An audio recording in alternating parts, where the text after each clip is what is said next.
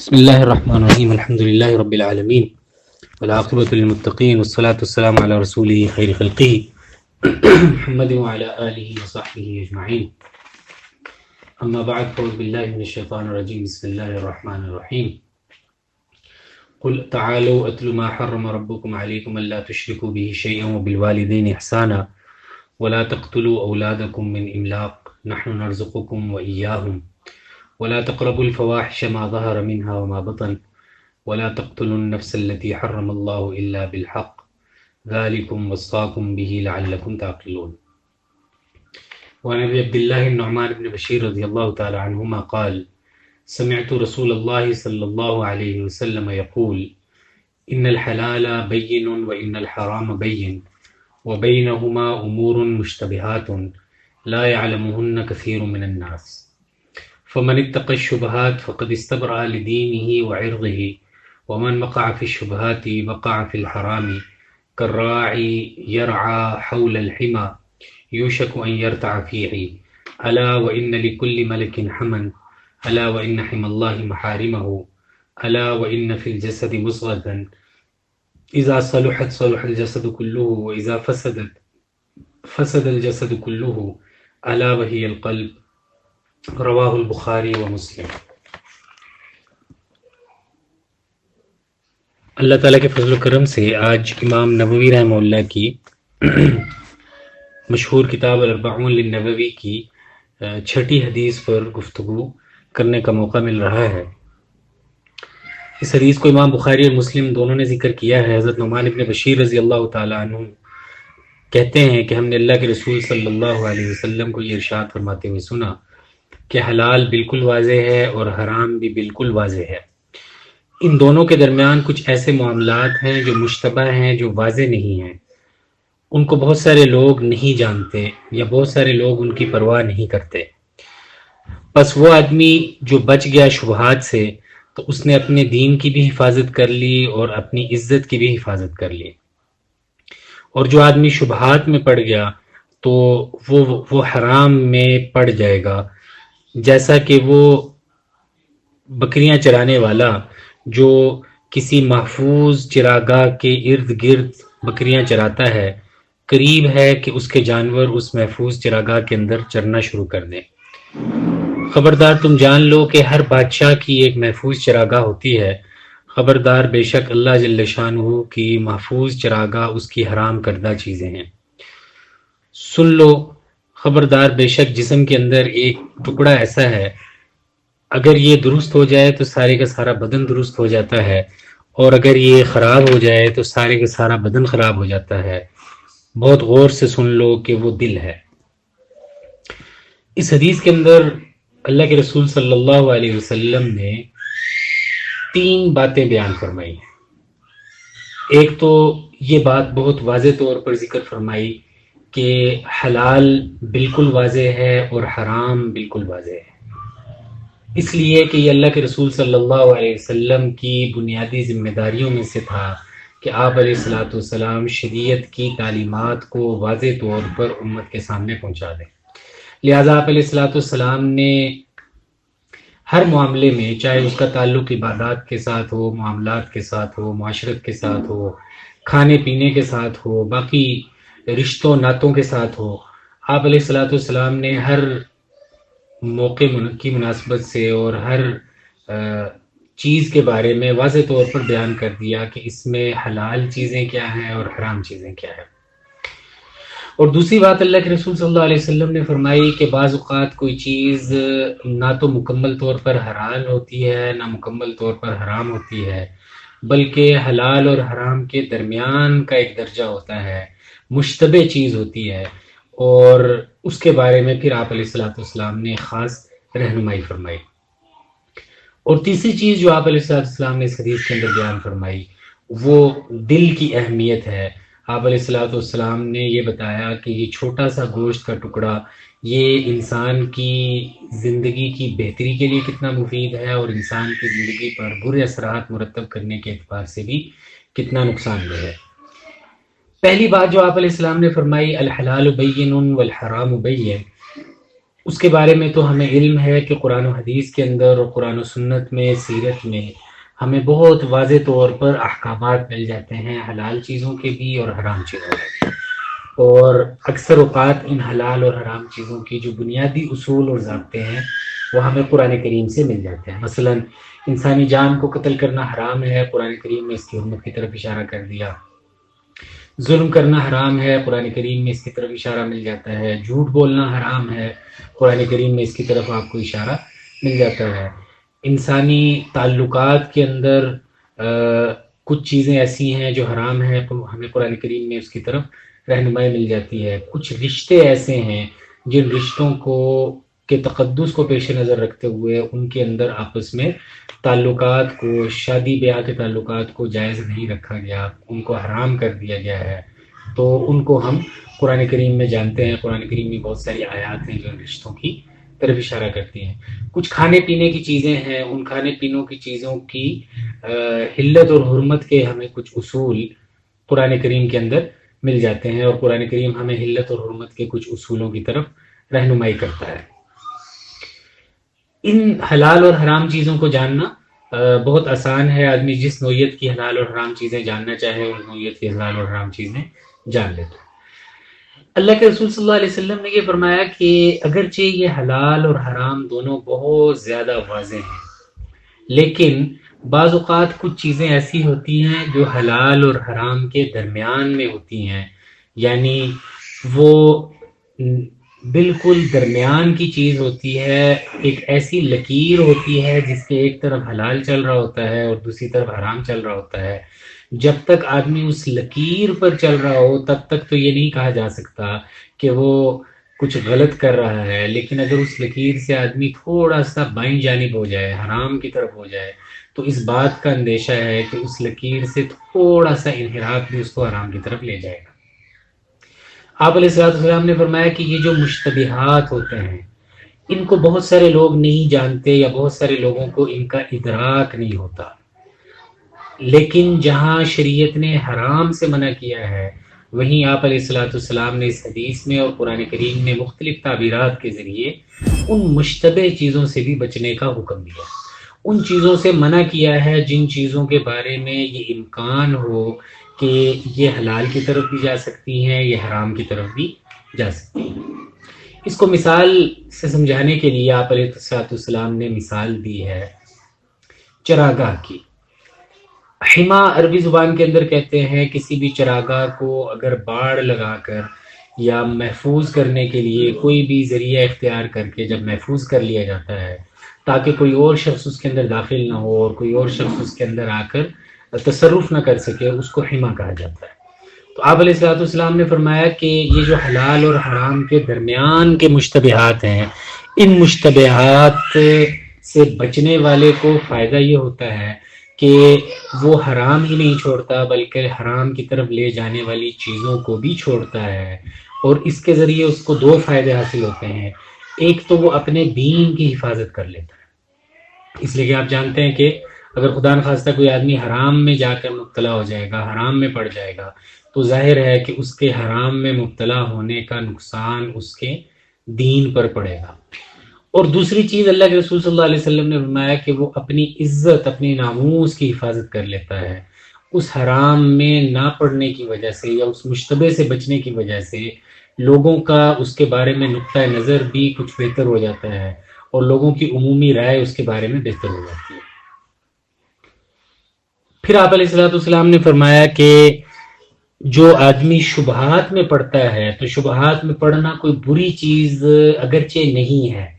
اگرچہ شبہات میں اگر کوئی آدمی پڑھے اور پڑھنے کے بعد اس کے اندر سے نکل جائے اور حلال کی جو باریک لائن ہے اس لائن کے قریب قریب رہے اور حرام کی لائن کی طرف نہ جائے، لیکن اللہ کے رسول صلی اللہ علیہ وسلم نے فرمایا کہ اس بات کا امکان موجود ہے کہ شبہات میں پڑھ کر وہ شبہات کی قسم اتنی دل آویز ہو، اتنی متوجہ کرنے والی ہو، اتنی دل لبھانے والی ہو اور اتنی کشش والی ہو کہ اس شبے کی وجہ سے اس شبے میں پڑھ کر وہ رفتہ رفتہ حرام میں مبتلا ہو جائے۔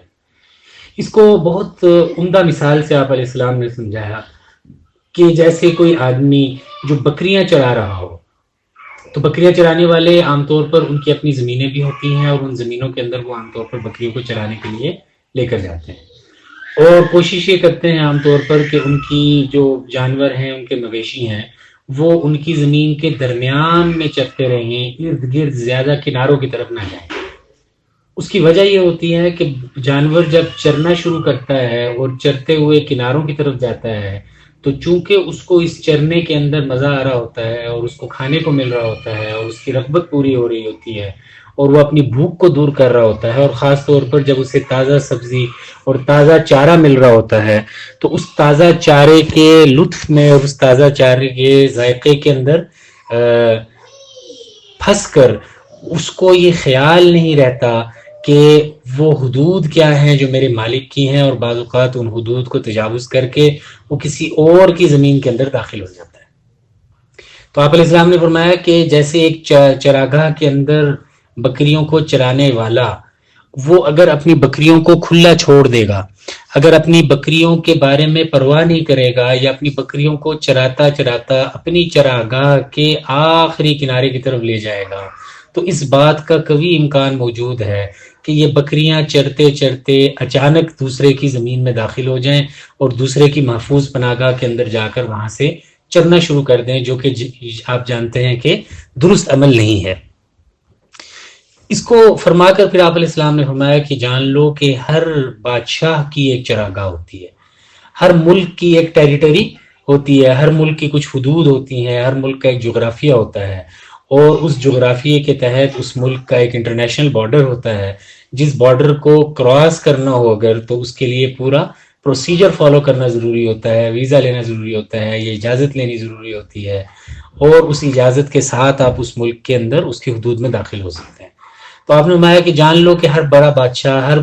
ہر ملک اس کی ایک چراگاہ ہوتی ہے، اور آپ نے فرمایا کہ ایک چراگاہ اللہ جل شانہ کی بھی ہے، جس کے اندر اللہ جل شانہ نے کسی کو داخل ہونے کی اجازت نہیں دی، اور وہ اللہ کی جو چراگاہ ہے وہ اللہ کی حرام کردہ چیزیں ہیں۔ جن چیزوں سے اللہ جل شانہ نے منع فرما دیا ہے، گویا اللہ جل شانہ نے ان چیزوں کے ارد گرد ایک لائن کھینچ دی ہے، ایک باڑ لگا دی ہے، اور مسلمانوں سے یہ توقع ہے کہ وہ اس باڑ کو کبھی بھی تجاوز کر کے اس کے اندر داخل نہیں ہوں گے۔ اور جیسے کوئی آدمی اگر دنیاوی شخص کی کسی بادشاہ کی چراگاہ کے اندر یا بادشاہ کی باڑ کے اندر داخل ہوتا ہے تو پھر اس پر اس ملک کے قوانین کا نفاذ ہوتا ہے، ایسے ہی اللہ جل شانہ جو اس کائنات کے بادشاہ ہیں، انہوں نے جو محارم کی قید لگا رکھی ہے، اس محارم کی قید کو جب کوئی چھوڑ کر اس کے اندر داخل ہو جاتا ہے تو اس صورت میں پھر اللہ جل شانہ کے احکام نافذ ہوتے ہیں، چاہے وہ عذاب کی صورت میں آخرت میں ہو یا حدود کی صورت میں دنیا میں ہو۔ مثال کے طور پر کوئی آدمی خدا نخواستہ جب چوری کرتا ہے تو چوری ایک حرام چیز ہے اور یہ اللہ کی چراگاہ تھی، تو اس نے اس کے اندر جب تجاوز کیا ہے تو اگر اس کی چوری ان شرائط پر پوری اتری جو فقہا نے ذکر کی ہیں تو اس صورت میں اس کا ہاتھ کاٹ دیا جائے گا۔ خدا نخواستہ کوئی آدمی کسی کے گھر کے اندر ڈھاکہ ڈالتا ہے اور اس ڈاکہ ڈالنے کے نتیجے میں وہاں کچھ افراد کی جان لے لیتا ہے اور کچھ لوگوں کو نقصان پہنچاتا ہے، تو اگر وہ شرائط پوری کرتا ہے ڈاکہ زنی کی اور حرابہ کی تو اس صورت میں اس کو وہ سزا دی جائے گی، قرآن کریم میں جو حرابہ کی سزا ہے جس کے اندر بہت شدت پائی جاتی ہے۔ خدا نخواستہ کوئی آدمی اگر اللہ جل شانہ کی طے کردہ شرائط کو تجاوز کرتا ہے اور تجاوز کر کے آگے نکل جاتا ہے اور حرام کا ارتکاب کر لیتا ہے تو اس حرام کے نتیجے میں اس کو سزا کا وہ اپنے آپ کو سزا کا مستحق کر دیتا ہے جو اللہ جل شانہ نے اس کے لیے مقرر فرمائی۔ یہ جو مشتبہ چیزیں ہوتی ہیں، ان مشتبہ چیزوں سے بچنے کے لیے شریعت کے بہت سارے احکامات ہیں۔ قرآن کریم میں جو تعبیریں اختیار کی گئی ہیں وہ بہت عمدہ ہیں، اور ان میں بھی اسی چراگاہ والے پہلو کی طرف ہی اشارہ ہے۔ مثال کے طور پر ایک آیت قرآن کریم کی جس کے اندر اللہ جل شانہ نے بہت اہم اور بنیادی احکام ذکر فرمائے ہیں، اور جو میں نے شروع میں تلاوت بھی کی، اس کے اندر اللہ جل شانہ فرماتے ہیں کہ میں تمہیں بتاتا ہوں کہ تمہارے رب نے تمہارے لیے کیا کیا چیزیں حرام کر رکھی ہیں۔ ایک تو تم اس کے ساتھ شرک نہ کرو، اور اسی طرح تم اور بھی کچھ کاموں کا ذکر کیا، اور اس کے اندر ضمناً پھر ساتھ یہ بات فرمائی وَلَا تَقْرَبُوا الْفَوَاحِشَ مَا ظَهَرَ مِنْهَا وَمَا بَطَنَ، تم ان بری باتوں کے مت قریب جاؤ جو ظاہر بھی ہیں اور جو باطن بھی ہیں. یہ ظاہر اور باطن کی جو بری باتیں ہیں ان سے جو قریب جانے سے ممانعت ہے، یہ اصل میں اس طرف اشارہ ہے کہ اگرچہ ان کے اندر کچھ درجے ایسے ہوں گے، ان فواحش کا کچھ درجہ ایسا ہوگا کہ جس کے اندر جب آپ جائیں گے تو وہ حرام تو نہیں ہوگا، لیکن وہ کسی اور بڑے گناہ کی طرف لے کر جانے والا ہوگا. ان فواہش کے اندر کچھ درجے ایسے ہوں گے کہ وہ گناہ نہیں ہوں گے، ان کے اندر کسی قسم کا کوئی مذائقہ نہیں ہوگا، لیکن اگر آپ کو کوئی اس حالت میں دیکھ لے تو آپ کے بارے میں ان کی رائے کوئی اچھی نہیں بنے گی. جس کو اللہ کے رسول صلی اللہ علیہ وسلم نے فرمایا کہ جو آدمی شبہات سے بچ جائے تو وہ اپنے دین کو بھی بچا لیتا ہے اور اپنی عزت اور ساکھ اور ناموس کو بھی بچا لیتا ہے. تو قرآن کریم کی یہ جو تعبیر ہے وَلَا تَقْرَبُوا الْفَوَاحِشَ مَا ظَهَرَ مِنْهَا وَمَا بَطَنَ، کہ ان فواحش سے بھی بچیے، ان فواحش کے قریب مت جائیے جو ظاہری بھی ہیں اور باطنی بھی ہیں. ظاہری فواحش کیا ہیں؟ مثال کے طور پر کوئی آدمی کسی جگہ موجود ہے اور کسی جگہ پر کوئی آدمی بیٹھا ہوا تھا اور وہاں پر وہ اپنے پیسے چھوڑ کر چلا گیا. اب اس کو بار بار یہ خیال آ رہا ہے کہ میں یہ پیسے اٹھا کر اپنی جیب میں ڈال لیتا ہوں اور اطلاع کر دیتا ہوں، اور تھوڑی دیر بعد یہ خیال بھی آتا ہے کہ یہ پیسے اٹھا کر میں لے جاتا ہوں اور استعمال کر لیتا ہوں. تو دیکھنے میں اس وقت یہ ایک ایسی کیفیت کے اندر ہے جو حلال بھی نہیں ہے اور حرام بھی نہیں ہے. جب تک یہ پیسے اٹھا کر اپنی جیب میں نہیں ڈالتا تب تک اس بات کا کوئی حکم نہیں لگایا جا سکتا کہ یہ چور ہے. لیکن اگر یہ اپنے آپ کو فوری طور پر قابو کر کے وہاں سے اٹھ جاتا ہے اور اٹھ کر وہاں سے جلدی سے نکل جاتا ہے، کسی کے دفتر میں موجود تھا، کہیں موجود تھا اور اس کے سامنے کوئی چیز پڑی ہوئی تھی اور اس بات کا امکان موجود تھا کہ اس چیز کو اٹھا کر لے کر جا سکتا ہے، اور اس نے اپنے آپ کو اس دائیں سے بچا کر فوراً وہاں سے اپنے آپ کو نکال لیا، تو اب باہر نکلنے کے بعد اگر اس کو خیال آتا بھی ہے تو اب یہ چوری نہیں کر سکتا اور یہ کسی قسم کا کچھ اقدام نہیں کر سکتا. تو اصل میں اس نے اپنے آپ کو فوری طور پر اس چراگاہ سے باہر نکال دیا اور اس چرنے سے اپنے آپ کو روک لیا، جس کی وجہ سے یہ کسی اور کی حدود کے اندر داخل نہیں ہوا. لیکن اگر خدا نخواستہ یہ وہاں بیٹھا رہا اور سوچتا رہا اور تھوڑی دیر بعد اس خیال کا اتنا غلبہ ہوا کہ اس نے اس چیز کو اٹھایا اور اٹھا کر اپنی جیب میں رکھ لیا، تو اپنی جیب میں رکھ لینے کے بعد اب اس نے گویا اس چراگاہ کے اندر اپنا داخلہ یقینی بنا دیا ہے اور اس کے داخل ہونے کی وجہ اس کا وہاں پر ٹھہرنا تھا. تو گویا اس معاملے کے اندر یہاں پر ٹھہرنا اس کے لیے کیا بن گیا؟ مشتبہ بن گیا. تو شریعت اسلامیہ نے جہاں بڑے بڑے گناہوں سے منع فرمایا ہے وہیں پر ان گناہوں کے قریب جانے سے بھی منع فرمایا. اس لیے اللہ کے رسول صلی اللہ علیہ وسلم کے بارے میں کی جو تعلیمات ہیں وہ آپ کو بہت ہی عمدہ نوعیت کی ملتی ہیں. یہ شریعت کے جو بڑے بڑے احکامات ہیں، مثلا غض بصر کا حکم ہے، نگاہوں کی حفاظت کا حکم ہے. تو یہ نگاہوں کی حفاظت کا حکم اس وجہ سے ہے کہ اس بات کا امکان موجود ہے کہ یہ نگاہ یہ کسی ایسے مرحلے پر پہنچ جائے کہ جب انسان کے بس سے باہر ہو جائے اور اس کے لطف کے اندر مبتلا ہو کر آدمی اس میں بڑھنا شروع ہو جائے، اور پھر جیسا کہ حدیث کے اندر آتا ہے کہ آنکھوں کا بھی زنا ہوتا ہے اور ہاتھوں کا بھی زنا ہوتا ہے اور دل کا بھی زنا ہوتا ہے اور پاؤں کا بھی زنا ہوتا ہے. تو شریعت نے وہ آخری اقدام سے بچانے کے لیے اس کے جو ابتدائی اقدام تھا اسی سے روک دیا اور کہا کہ یہ مشتبہ معاملہ ہے. کسی خاتون کو دیکھنا،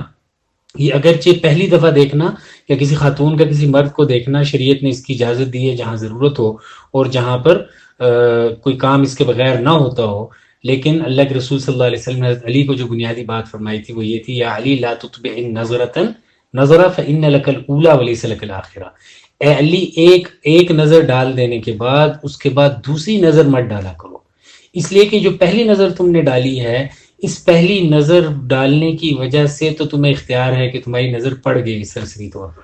لیکن اب اس کے ساتھ دوسری نظر کو مت ملاؤ، اس لیے کہ تمہارے لیے پہلی کی تو اجازت ہے لیکن دوسری کی اجازت نہیں ہے. کسی آدمی کو یہ خیال ہوا کہ چلو میں دوسری نظر ڈال لیتا ہوں، تو اگرچہ دوسری نظر ڈالنا اس طرح کا ممنوع کام نہیں ہے جس طرح کا ممنوع کام خدا نخواستہ اس کے ساتھ تعلق رکھنا یا اسے چھونا یا اس کے قریب جانا ہے، لیکن اس بات کا امکان موجود ہے کہ یہ مشتبہ معاملہ، یہ نظر ڈالنا، یہ آگے تک اس کو لے جائے. اور اس آگے تک جانے کی صورت میں خدا نخواستہ کیا ہوگا، دین کا بھی نقصان ہوگا اور عزت کا بھی نقصان ہوگا. استبرأ لدینہ و عرضہ کا جو پہلو ہے وہ پہلو ہاتھ سے جاتا رہے گا. اسی وجہ سے قرآن کریم کے اندر بھی آپ کو یہ تعبیرات ملتی ہیں. آپ علیہ السلام نے فرمایا کہ ولا تقربوا الزنا، اور تم زنا کے قریب مت جاؤ. تو یہاں پر آپ اللہ جل شانہ نے جو تعبیر اختیار فرمائی ہے وہ یہ نہیں ہے کہ لا تزنو، کہ تم زنا مت کرو، بلکہ یہ فرمایا کہ ولا تقربوا الزنا، یعنی ان مشتبہ معاملات کی طرف بھی مت جاؤ، ان مواقع کی طرف بھی مت جاؤ جن مواقع میں دونوں امکانات موجود ہیں. یہ امکان بھی موجود ہے کہ تم خدا نخواستہ اس میں مبتلا ہو اور مبتلا ہو کر عافیت کے ساتھ نکل کر واپس آ جاؤ. تم اس مشتبہ میں پڑے تو ہو لیکن تم حلال کی طرف واپس آ گئے، اور اس بات کا بھی امکان موجود ہے کہ تم اس مشتبہ معاملے کے اندر پڑو اور پھر معاملہ آگے حرام کی طرف بڑھتا چلا جائے. تم اسی وجہ سے حدیث کے اندر آپ کو ایک رہنمائی ملتی ہے. اللہ کے رسول صلی اللہ علیہ وسلم نے فرمایا لا یخلون رجل بامرأۃ، کہ کوئی بھی شخص، کوئی بھی مرد کسی بھی خاتون کے ساتھ خلوت میں مت جائے. کوئی بھی مرد جو ہے وہ حتی الامکان کسی خاتون کے ساتھ تنہائی مت اختیار کرے، چاہے وہ تنہائی کسی گاڑی کے اندر ہی کیوں نہ ہو. آپ مثلا خدا نخواستہ کوئی ایمرجنسی ہے، کوئی معاملہ ہے، تب تو بات مختلف ہو سکتی ہے، لیکن عام حالات کے اندر کوئی خاتون کسی مرد کے ساتھ ایک گاڑی کے اندر جا رہی ہے اور وہ اس کے ساتھ اکیلی ہے، آپ علیہ السلام نے اس کو پسند نہیں فرمایا. آپ گھر میں اکیلے ہیں اور آپ کا کوئی غیر محرم ہے، وہ گھر کے اندر آنا چاہ رہا ہے، تو اس صورت میں شریعت نے کہا کہ نہیں، اب اس گھر کے اندر کسی کو داخل ہونے کی اجازت نہیں ہونی چاہیے. آپ اپنے کمرے کے اندر اکیلے ہیں اور اس کمرے کے اندر کوئی غیر محرم آنا چاہتا ہے، تو وہ آپ علیہ السلام نے فرمایا کہ نہیں، لا یخلون رجل بامرأۃ. اس بات کا بہت امکان موجود ہے کہ وہ آنے والا اپنے ذاتی کام سے آیا تھا اور اپنا ذاتی کام کر کے واپس جا رہا ہے. وہ آنے والا کسی ضرورت کے کام سے آیا تھا، کسی چیز کو لینے کے لیے آیا تھا، لیکن یہ مشتبہ معاملہ ہے. جب وہ نکل رہا ہوگا تو عین ممکن ہے کہ اس علاقے کے رہنے والوں میں سے کسی نے دیکھا ہو کہ گھر کے سارے افراد چلے گئے اور صرف ایک فرد گھر کا باقی ہے، چاہے وہ لڑکا ہو یا لڑکی ہو. اور خدا نخواستہ کوئی اپنی کسی چیز کو لینے کے لیے آپ کے گھر میں آیا اور آپ نے اس کو اندر داخل کر دیا اور آپ نے وہ چیز اس کے حوالے کی. وہ چیز لے کے جب باہر نکلے تو دیکھنے والے نے یہ دیکھا کہ فلاں شخص، مرد یا عورت، فلاں گھر میں داخل ہوا اور باہر نکلا. تو اس مشتبہ معاملے کے اندر پڑنے کی وجہ سے اپنے دین کا بھی نقصان کر لیا اور اپنی عزت اور اپنی ساکھ کا بھی نقصان کر لیا. تو یہ جو تعلیمات ہیں شریعت کی کہ آپ دفتر کے اندر بیٹھے ہوئے ہیں اور آپ دفتر کے اندر بیٹھے ہوئے اپنا کام کر رہے ہیں اور اچانک آپ کے دفتر کے اندر کوئی صاحب آ گئے. آپ دفتر کے اندر بیٹھی ہوئی ہیں اور کوئی صاحب آ گئے ہیں اور وہ آپ سے ملنا چاہتے ہیں، تو اس صورت میں اللہ کے رسول صلی اللہ علیہ وسلم کی تعلیمات یہ ہیں کہ دفتر ہی کیوں نہ ہو، آدمی کو خلوت اختیار نہیں کرنی چاہیے، اس لیے کہ ان الشیطان یجری من الانسان مجری الدم، کہ جو شیطان ہے وہ انسان کے اندر خون کی طرح دوڑتا ہے.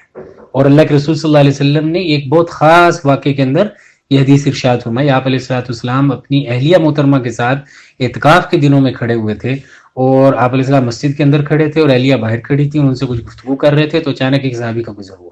آپ علیہ السلام نے ان کو بلا کر فرمایا کہ یہ میری اہلیہ ہے اور ان کا فلاں نام ہے. انہوں نے کہا اللہ کے رسول میں آپ کے بارے میں تو تصور بھی نہیں کر سکتا اس بات کا. تو آپ علیہ السلام نے فرمایا نہیں، ان الشیطان یجری من الانسان مجری الدم، شیطان انسان کے اندر خون کی طرح دوڑتا ہے. مجھے اس بات کا خطرہ تھا کہ تمہیں یہ خیال ہو کہ پتہ نہیں یہ کس کے ساتھ کھڑے ہوئے تھے اور کیا بات کر رہے تھے، اور شیطان اس خیال کو آگے بڑھاتا چلا جائے. اس وجہ سے میں نے تمہیں خاص طور پر بلایا اور بلا کر تمہیں تنبیہ کی کہ میں اپنی بیوی کے ساتھ کھڑا ہوں. تو آپ دیکھیے کہ ایک مشتبہ معاملہ جو ہی پیش آیا آپ علیہ السلام کی زندگی میں، آپ علیہ السلام نے یہ تصور نہیں کیا کہ یہ میرا صحابی ہے اور یہ مجھے جانتا ہے اور اس کو مجھ پر اطمینان ہے اور میرے نبی ہونے کا پتہ ہے. نہیں، آپ علیہ السلام نے فوراً اس مشتبہ معاملے کو دور فرمایا اور دور فرما کر اس کی وضاحت کر دی. تو کسی بھی مشتبہ معاملے کے اندر اپنے آپ کو ڈالنا ہی نہیں چاہیے، اللہ تعالیٰ سے عافیت مانگنی چاہیے اور اپنی کمزوری پیش نظر رہنی چاہیے. تو جو لوگ دفتروں میں کام کرتے ہیں، جن لوگوں کو دفتروں میں بیٹھنا پڑتا ہے، تو اس میں احتیاط کا پہلو کیا ہے کہ اگر آپ کے دفتر کے اندر کوئی غیر محرم آ رہا ہے، کوئی خاتون آپ کے دفتر میں آتی ہے، تو سب سے بہتر طریقہ یہ ہوتا ہے کہ آپ اپنے گھر کا دفتر کا دروازہ کھول کے آگے کرسی رکھ دیں. آپ اپنے دفتر کے ملازمین میں سے کسی کو سمجھا دیں جو آپ کے اسسٹنٹ ہیں، آپ کے تحت کام کرتے ہیں، کہ میرے کمرے میں جب بھی کوئی خاتون آئے تو آپ کو اس وقت تک باہر جانے کی اجازت نہیں ہے جب تک وہ خاتون چلی نہ جائے. کبھی بھی میری ساتھ تنہائی میں کسی بھی خاتون کو رہنے کی اجازت نہیں ہے. جو ہی کوئی خاتون میرے پاس آنا چاہے تو آپ ان کو اپنے ساتھ لے کر آئیں گے، اور جب تک وہ بیٹھی ہوں گی تب تک آپ بیٹھے رہیں گے اور پھر آپ باہر جائیں گے. اور اس کے برعکس کوئی خاتون اپنے دفتر میں ہے تو وہ اپنے دفتر کے عملے کو یہ بات سمجھا دے، خواتین کو یہ بات سمجھا دے کہ جب تک میں دفتر کے اندر موجود ہوں تو میرے دفتر کے اندر موجود ہونے کی صورت میں آپ اس وقت تک بیٹھیں گی جب تک یہ صاحب واپس نہ چلے جائیں. یہ اصل میں شبہات سے بچنا ہے. اور میں نے عرض کیا کہ ان شبہات سے بچنا نہ صرف آدمی کے دین کی حفاظت کرتا ہے بلکہ آدمی کی عزت اور ناموس کی بھی حفاظت کرتا ہے، جس کی طرف اللہ کے رسول صلی اللہ علیہ وسلم نے ارشاد فرمایا. آپ کچھ کما رہے ہیں اور کچھ کماتے ہوئے آپ کو یہ خیال آ رہا ہے کہ یہ جو میں حصہ کما رہا ہوں یہ بالکل حلال ہے،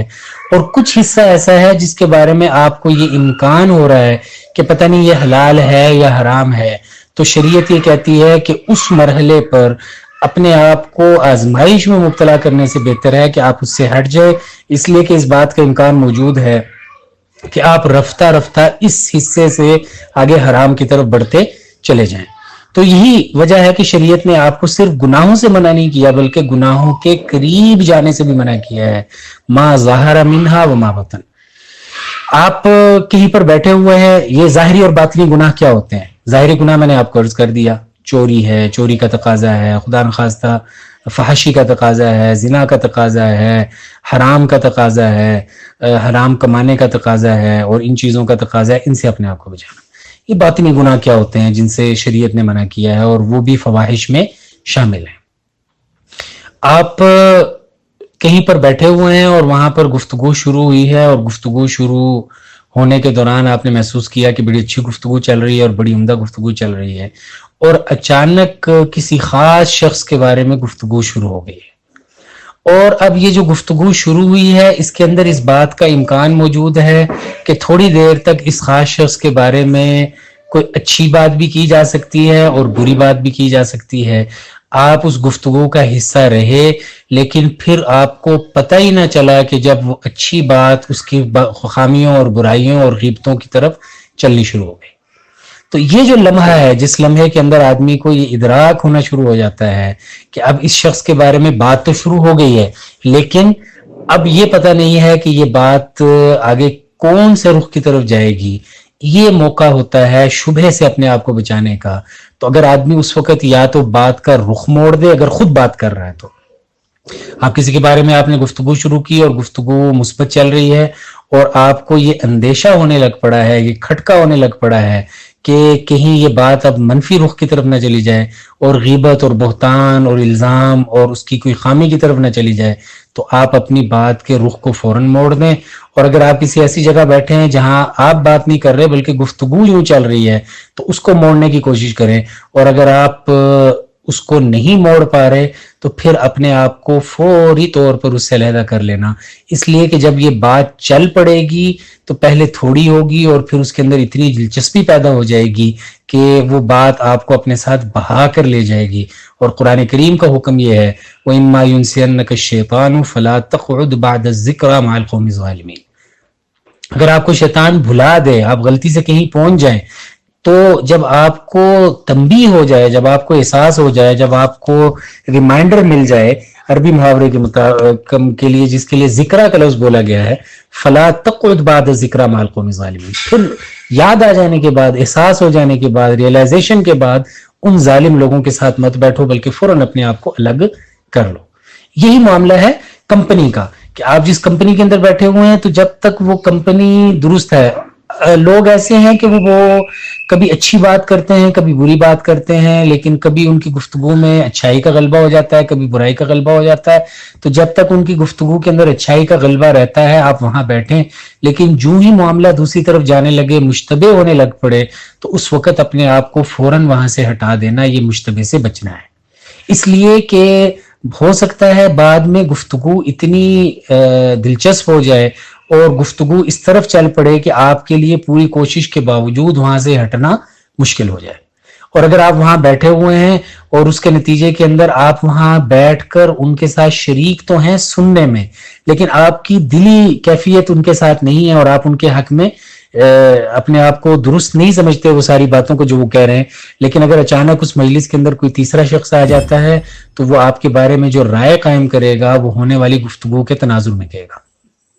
وہ یہ کہتا پھرے گا کہ میں ایسی مجلس میں بیٹھا تھا جہاں اس طرح کی باتیں ہو رہی تھی اور وہ بھی وہاں بیٹھے ہوئے تھے اور اس طرح کی بات کر رہے تھے. خدا نخواستہ آپ کسی مجلس کے اندر بیٹھے ہوئے ہیں اور وہاں پر بیٹھ کر آپ نے دیکھا کہ معاملہ اب چل پڑا ہے اور رفتہ رفتہ معاملہ ایسی چیزوں کی طرف جا رہا ہے جو جائز نہیں ہے. خدا نخواستہ کوئی ایسی مجلس ہے جہاں پر بے پردگی کا آغاز ہونا شروع ہو گیا ہے اور تھوڑی دیر میں آپ کو یہ اندازہ ہو رہا ہے کہ یہ بے پردگی اپنے عروج پر چلی جائے گی اور یہ رفتہ رفتہ گانا بجانا بھی شروع کر دیں گے اور ناچنا بھی شروع کر دیں گے. تو ان لمحات میں، اس مشتبہ لمحے میں کہ جب ابھی معاملہ اس طرف گیا نہیں ہے لیکن اندازہ یہ ہے کہ اس طرف چلا جائے گا، تو اس مشتبہ وقت میں اپنے آپ کو ان سے الگ کر لینا یہ زیادہ بہتر رہتا ہے بنسبت اس کے کہ آپ درمیان سے اٹھ کر جائیں یا آپ درمیان سے نہ اٹھ سکیں اور کوئی شخص آئے اور وہ آپ کو دیکھے تو آپ نے اپنے دین کا بھی نقصان کر لیا اور اپنے عرض کا یعنی اپنی عزت کا اور ناموس کا اور ساکھ کا بھی نقصان کر لیا. تو شریعت کی یہ جو تعلیم ہے یہ بہت ہی شاندار ہے کہ آپ اپنے آپ کو بہت یکسو رکھیں، جو چیزیں بالکل حلال ہیں ان حلال چیزوں کے اوپر عمل کرتے رہیں اور جو چیزیں حرام ہیں ان سے بچنے کی کوشش کریں، اور جو چیزیں درمیان کی ہیں جن میں اس بات کا امکان موجود ہے کہ یہ آپ کو یا تو حلال کی طرف رکھیں گی یا حرام کی طرف لے جائیں گی، تو ان سے حتی الامکان بچا جائے. اس لیے کہ بعض اوقات آدمی جب ان کے اندر پڑتا ہے تو پھر آدمی کو ان چیزوں میں رغبت کی وجہ سے اور ان میں جو دلچسپی اور ان میں جو توجہ کو کھینچنے کا اور چاشنی کا پہلو ہے اس کی وجہ سے توجہ نہیں ہوتی. اللہ کے رسول صلی اللہ علیہ وسلم نے اس ساری کیفیت کو بیان کیا ہے آخر میں ایک بہت ہی دلچسپ رائے میں. آپ نے فرمایا کہ کچھ چیزیں تو بڑی واضح طور پر حلال ہیں، کچھ چیزیں بڑی واضح طور پر حرام ہیں اور کچھ درمیان میں مشتبہات ہیں. اور پھر آپ نے فرمایا کہ دیکھو دل کے اندر ایک ٹکڑا ایسا ہے، جسم کے اندر ایک ٹکڑا ایسا ہے، اگر وہ ٹکڑا ٹھیک ہو جائے تو سارے کا سارا جسم ٹھیک ہو جاتا ہے، اور اگر وہ ٹکڑا خراب ہو جائے تو سارا جسم خراب ہو جاتا ہے. قلب کہ وہ ٹکڑا جو ہے وہ دل ہے، وہ ٹکڑا جو ہے وہ دل ہے. تو آپ علیہ الصلوۃ والسلام نے یہ جو فرمایا کہ یہ ٹکڑا دل ہے، اس سے آپ علیہ الصلوۃ والسلام اصل میں دل کی اہمیت کو بیان کرنا چاہ رہے تھے. اور اگر آپ قرآن کریم کی ان آیات کو دیکھیں، بلکہ قرآن کریم کی بیشتر آیات کو دیکھیں، تو قرآن کریم میں جو مؤمنین ہیں ان کے دلوں کی کیفیت کو اللہ جل شانہ بیان فرماتے ہیں اور جو کافر ہیں ان کے دلوں کی کیفیت کو بیان فرماتے ہیں.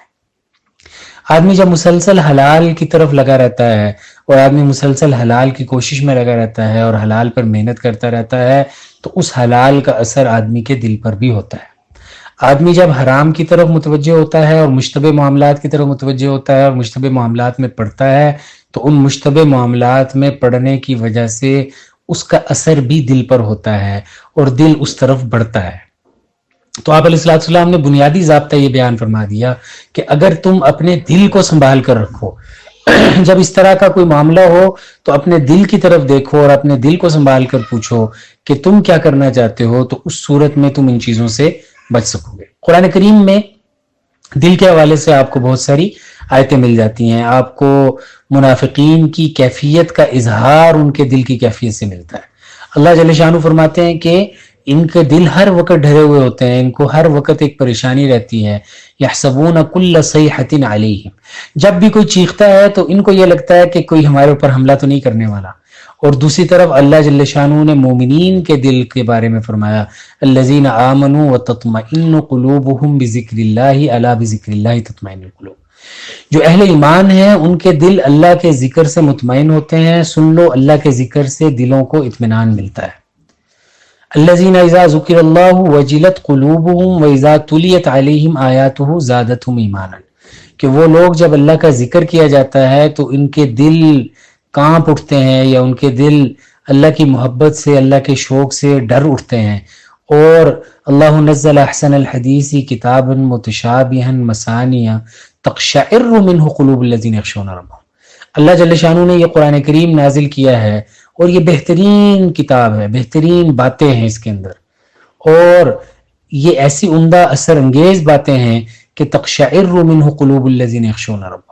کہ جب یہ اللہ کا کلام سنایا جاتا ہے تو اس اللہ کے کلام کے اثرات مرتب ہونے چاہتے ہیں، شروع ہو جاتے ہیں ان لوگوں کے دلوں پر جو اللہ سے ڈرتے ہیں۔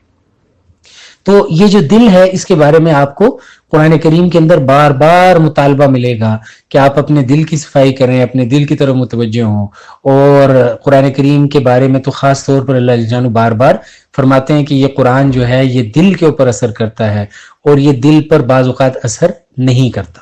جب گناہ اور مشتبہات کے اندر پڑھنے کا سلسلہ بہت زیادہ بڑھ جاتا ہے تو پھر بعض اوقات یہ قرآن ان دلوں کے اوپر اثر نہیں کرتا۔ ثم قست قلوبکم من بعد ذلک، پھر اس کے بعد تمہارے دل سخت ہونا شروع ہو جاتے ہیں، اور پھر ان کی سختی بڑھتی چلی جاتی ہے۔ فہی کالحجارۃ او اشد قسوہ، وہ بعض اوقات پتھروں کی طرح سخت ہو جاتے ہیں یا پتھروں سے بھی شدید سخت ہو جاتے ہیں، اس لیے کہ پتھر پر تو ضرب لگتی رہے تو اس کے اندر سوراخ ہو سکتا ہے، وہ ٹوٹ سکتا ہے۔ اور اللہ نے اسی کو مثال دے کر فرمایا وَإِنَّ مِنَ الْحِجَارَةِ لَمَا يَتَفَجَّرُ مِنْهُ الْأَنْهَارُ، کہ کچھ پتھر تو ایسے ہیں کہ وہ تو پھٹ جاتے ہیں اور ان میں سے نہریں پھوٹ پڑتی ہیں، لیکن جب یہ دل سخت ہو جاتا ہے تو یہ اتنا سخت ہو جاتا ہے کہ اس دل کے اندر پھر خیر نہیں آتی۔ اور قرآن کریم میں سورہ مطففین میں آپ دیکھ لیں کَلَّا بَلْ رَانَ عَلَىٰ قُلُوبِهِم مَّا كَانُوا يَكْسِبُونَ، کہ ان کے دلوں کے اوپر زنگ لگ گیا ہے ان کے اعمال کی وجہ سے۔ اور اسی طرح اللہ جل نے قرآن کریم میں جو مہر لگانے کا ذکر کیا ہے کہ فَطُبِعَ عَلَىٰ قُلُوبِهِمْ فَهُمْ لَا يَفْقَهُونَ، کہ ان کے دلوں کے اوپر کیا لگا دی جاتی ہے؟ مہر لگا دی جاتی ہے، جس کی وجہ سے ان کو سمجھ نہیں آتی۔ تو یہ جو دل کا معاملہ ہے یہ بڑا اہم معاملہ ہے، اس کی طرف بہت زیادہ توجہ کرنے کی ضرورت ہے۔ اسی وجہ سے اللہ کے رسول صلی اللہ علیہ وسلم نے اس حدیث کا جو اختتام فرمایا ہے وہ دل سے فرمایا کہ جسم کے اندر اگر آدمی اپنے دل کے اوپر توجہ رکھے اور اپنے دل کے اوپر محنت کرتا رہے، اس لیے کہ کوئی بھی نیکی یا کوئی بھی برائی اس کا آغاز دل سے ہوتا ہے، اس کا آغاز آپ کے خیال سے ہوتا ہے۔ اسی وجہ سے قرآن کریم میں سورہ زاریات میں غالباً یا اس سے پہلے ایک جگہ پر اللہ جل شانہ سورہ قاف کے اندر غالباً اللہ جل شانہ نے فرمایا ان فی ذلک لذکریٰ لمن کان لہ قلب او القی السمع وہو شہید، کہ اس قرآن کریم کے اندر نصیحت اس شخص کے لیے ہے جو دل رکھتا ہو۔ اب دل تو ہر شخص رکھتا ہے، ہر شخص کو اللہ جل شانہ نے دل کی نعمت عطا فرمائی، ایسے نہیں ہے کہ کچھ لوگوں کے پاس دل ہے اور کچھ لوگوں کے پاس دل نہیں ہے، لیکن اشارہ اس بات کی طرف ہے کہ دل سے مراد وہ دل ہے جو اللہ جل شانہ کی بات کو لینے والا ہو، جو اللہ کی بات کو سمجھنے والا ہو۔ یہ وجہ ہے کہ قرآن کریم میں اللہ جل شانہ نے بعض لوگوں کے بارے میں یہ نفی کی ہے دل کی، لہم قلوب لا یفقہون بہا، کہ ان کے دل تو ہیں لیکن یہ دل ہونے کے باوجود سمجھتے نہیں ہیں، یعنی دل ہیں لیکن ان دلوں کے اندر سمجھنے کی صلاحیت نہیں ہے۔ وَلَهُمْ أَعْيُنٌ لَا يُبْصِرُونَ بِهَا، ان کی آنکھیں ہیں لیکن وہ دیکھ نہیں سکتے، یعنی وہ نہیں دیکھتے جو اللہ دکھانا چاہتے ہیں، اور جو اللہ نہیں دکھانا چاہتے وہ دیکھتے ہیں۔ تو کوئی چیز اگر اپنے مقصد سے ہٹ کر چل رہی ہو تو یہ کہا جاتا ہے کہ یہ نہیں چل رہی، یہ آج کل کام نہیں کر رہی۔ لَهُمْ آذَانٌ لَا يَسْمَعُونَ بِهَا، کہ ان کے کان تو ہیں لیکن ان کانوں سے وہ سنتے نہیں ہیں، سنتے ہیں لیکن وہ نہیں سنتے جو اللہ سنانا چاہتے ہیں، یا جو اللہ نہیں سناتے ہیں سنانا چاہتے وہ سنتے ہیں، اور جو سنانا چاہتے ہیں وہ نہیں سنتے۔ تو یہ لوگ جن کے دل ان کے قابو میں نہیں ہے، تو میں نے عرض کیا کہ اس پوری حدیث کا جو جوہر ہے وہ یہ پہلو ہے کہ حلال اور حرام، یہ اصل میں حلال کی طرف جانا، حرام کی طرف جانا،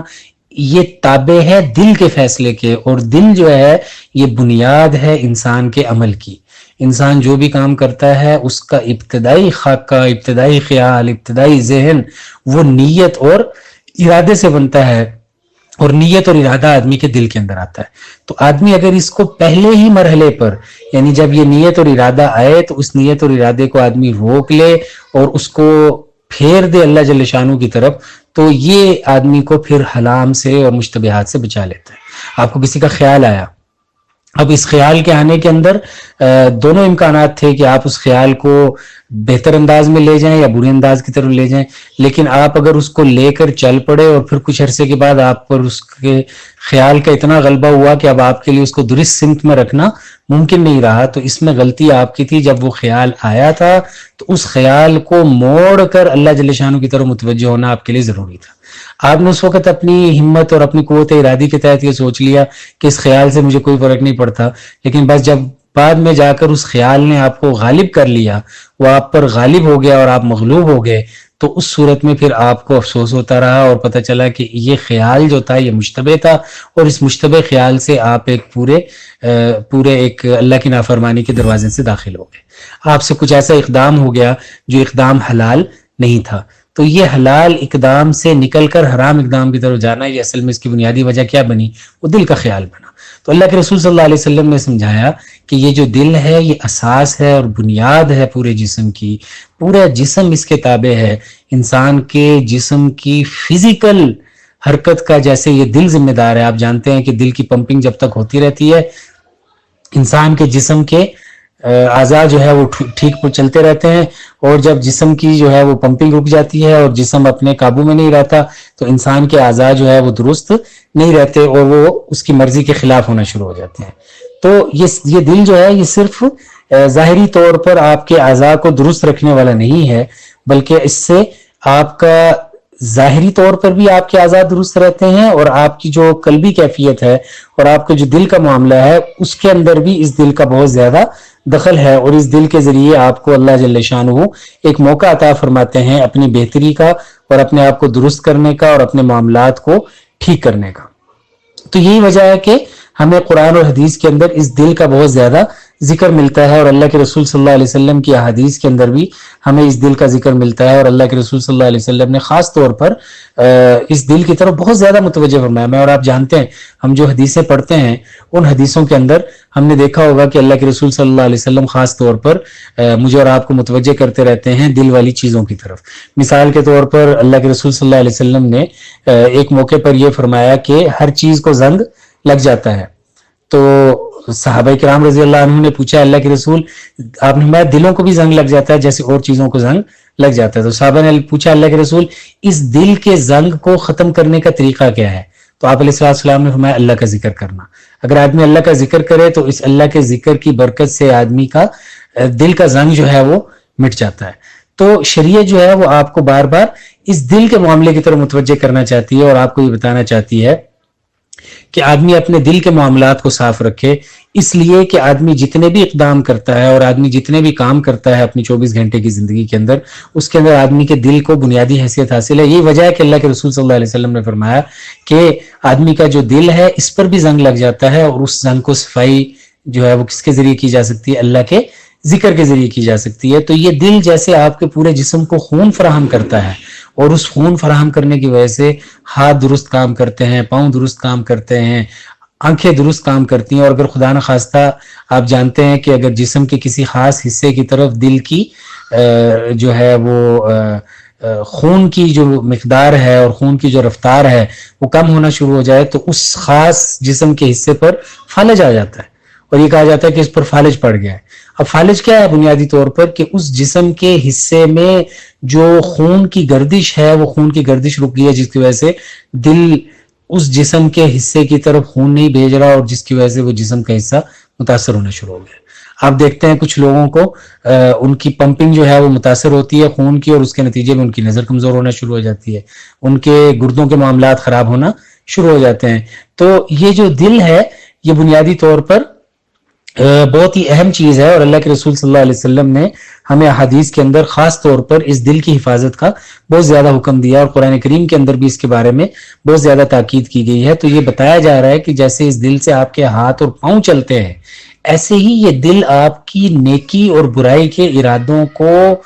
جنم دیتا ہے۔ آپ کے دل سے نیکی کا خیال پیدا ہوتا ہے، اور پھر آپ کا عمل اس نیکی کو آگے بڑھاتا چلا جاتا ہے، اور آپ کے دل میں برائی کا خیال پیدا ہوتا ہے، اور پھر آپ کا جسم اور آپ کا عمل اس برائی کو آگے بڑھاتا چلا جاتا ہے۔ تو آدمی اگر اس دل پر قابو پا لے تو اس دل پر قابو پانے کی برکت سے آدمی کو اللہ جل شانہ بہت ساری گناہوں سے محفوظ فرما لیتے ہیں۔ اگر آپ اس کو امام نووی رحمہ اللہ کی اس حدیث کو اس پوری ترتیب میں دیکھیں تو آپ کو بہت ہی خوبصورت ایک پہلو یہاں پر ملے گا کہ اس حدیث کے اندر آپ دیکھیے کہ پہلے دل کی بات ہوئی، نیت کی بات ہوئی، اور پھر ایمان کی بات ہوئی تفصیل کے ساتھ، پھر اسلام کی بات ہوئی، اور پھر اس کے بعد آگے بڑھتے بڑھتے یہاں پر آ کر امام نووی رحمہ اللہ اس حدیث کو 6 نمبر پر لے کر آئے تاکہ یہ بتا سکیں کہ یہ ضروری نہیں ہوتا کہ چیزیں بالکل حلال ہوں اور چیزیں بالکل حرام ہوں، بلکہ بعض اوقات کچھ چیزیں ایسی ہوتی ہیں جو گرے ایریا میں ہوتی ہیں، وہ حلال اور حرام کے درمیان میں ہوتی ہیں. تو ان حلال اور حرام کے درمیان میں ہونے والی چیزوں کے بارے میں بہتر یہی ہے کہ آدمی ان سے بچ لے، اس لیے کہ اس بات کا امکان موجود ہوتا ہے کہ آدمی ان کے ذریعے کسی برائی میں مبتلا نہ ہو جائے. جو ایک کا عدد ہے وہ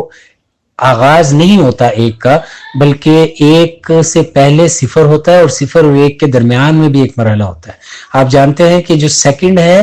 وہ مائکرو سیکنڈز کا نام ہے. 10 مائکرو سیکنڈ سے ایک سیکنڈ بنتا ہے. تو کوئی آدمی یہ نہیں کہہ سکتا کہ ایک سیکنڈ جو ہے اس سے پہلے کچھ نہیں ہے. تو جو حرام ہے اس سے پہلے بھی کچھ چیزیں ہیں جو حرام تو نہیں ہے لیکن وہ حرام کی طرف لے کر جانے والی ہیں. جیسے جو مائکرو سیکنڈز ہیں، 10 مائکرو سیکنڈز، وہ ایک سیکنڈ سے یقیناً کم ہیں، لیکن اگر وہ 10 ہو جائیں تو وہ ایک سیکنڈ پورا ہو جاتا ہے. ایک منٹ وہ یقیناً 60 سیکنڈ کا نام ہے، لیکن 60 سیکنڈ سے نیچے ایک منٹ نہیں بنتا، لیکن اگر 60 سیکنڈ پورے ہو جائیں تو ایک منٹ بن جاتا ہے. تو یہی معاملہ ان مشتبہات کا ہے کہ یہ مشتبہات گناہ نہیں ہے، یہ حرام نہیں ہے، لیکن اگر آدمی انہیں مشتبہات میں لگا رہے تو یہ تھوڑے مائکرو سیکنڈز مل کر سیکنڈ بن جاتے ہیں، اور تھوڑے سیکنڈز مل کر منٹس بن جاتے ہیں، اور بعض اوقات تھوڑے منٹ مل کر گھنٹہ اور گھنٹہ مل کر دن بن جاتا ہے. تو اس لیے بھی اپنے دل کی حفاظت ضروری ہے اور اپنے دل کے معاملات کو دیکھتے رہنا ضروری ہے، اس پر محنت کرنا ضروری ہے. اور دل پر محنت کیسے ہوگی؟ دل پر محنت ہوگی مراقبے سے، اور مراقبہ نام ہے احسان کا، اور احسان نام ہے اپنے دل کو ہر وقت اللہ کی طرف متوجہ رکھنے کا، اور اپنے دل کو ہر وقت اللہ کے لیے فارغ رکھنے کا. یہ وجہ ہے کہ اللہ کے رسول صلی اللہ علیہ وسلم کو بھی اللہ نے دل پر محنت کرنے کا فرمایا، اور یہ فرمایا فَإِذَا فَرَغْتَ فَانْصَبْ وَإِلَىٰ رَبِّكَ فَارْغَب، کہ جب آپ فارغ ہو جایا کریں تو پھر تھوڑا سا تھکا لیا کریں اپنے آپ کو، اور اپنے رب کی طرف رغبت اختیار کیا کریں. اور دل کیسے قابو میں آتا ہے؟ دل قابو میں آتا ہے اپنے معمولات کو قرآن و سنت کے مطابق لانے سے. اور احسان آدمی کو کیسے حاصل ہوتا ہے؟ آدمی کو احسان حاصل ہوتا ہے اللہ جل شانہ کی طرف بار بار متوجہ ہونے سے. اور اللہ جل شانہ کی طرف بار بار متوجہ ہونے کا طریقہ کیا ہے کہ آدمی معصور دعاؤں کا اہتمام شروع کر دے. بہت اہم بات عرض کرو کہ آدمی جو دعائیں اللہ کے رسول صلی اللہ علیہ وسلم سے منقول ہیں، جن کو ہم اذکار الصباح والمساء کہتے ہیں، جنہیں ہم مسنون دعائیں کہتے ہیں، جنہیں ہم صبح شام کی دعائیں کہتے ہیں، اگر آدمی ان دعاؤں کا اہتمام کرنا شروع کر دے تو ان دعاؤں کی برکت سے آدمی کو احسان حاصل ہونا شروع ہو جاتا ہے، آدمی کو اللہ کا قرب حاصل ہونا شروع ہو جاتا ہے. ایک شیخ تھے، ان کے پاس ایک صاحب گئے، اور ان کا خیال یہ تھا کہ میں ان شیخ سے اصلاح کرواؤں گا اور اپنی جو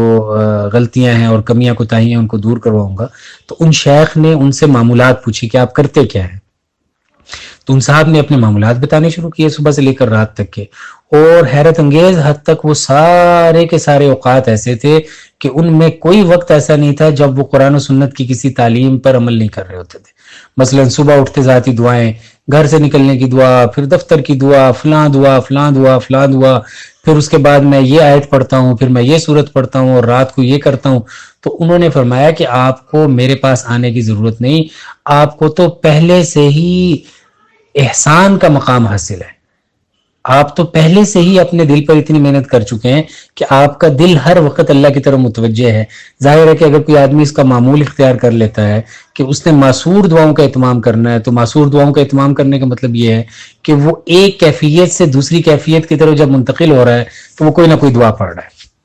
گھر سے نکلتا ہے دعا پڑھتا ہے، سواری پہ سوار ہونے لگتا ہے دعا پڑھتا ہے، کوئی بری چیز دیکھتا ہے تو اس کو دیکھ کر، کسی کو بیمار کو دیکھتا ہے، پریشان حال کو دیکھتا ہے تو کہتا ہے الحمدللہ الذی عافانی من مبتلا کبھی فضلنی علی کثیر ممن خلق تفضیلا. وہ چھینکتا ہے تو کہتا ہے الحمدللہ، کوئی اور چھینکتا ہے تو کہتا ہے یرحمک اللہ، کھانا کھانے لگتا ہے تو اللہ کا نام لیتا ہے، اس کے سامنے شیشہ آ جاتا ہے تو کہتا ہے اللہم انت حسنت خلقی فاحسن خلقی، اس کے سامنے کوئی پہننے کی چیز آتی ہے تو کہتا ہے الحمدللہ الذی کسانی ھذا مما اواری بی عورتی وتجمل بی فی حیاتی، اس کے سامنے دودھ آتا ہے اس کی دعا پڑھتا ہے، کھانے پینے کی کوئی چیز آتی ہے اس کی دعا پڑھتا ہے، اس کے سامنے کوئی میوہ آتا ہے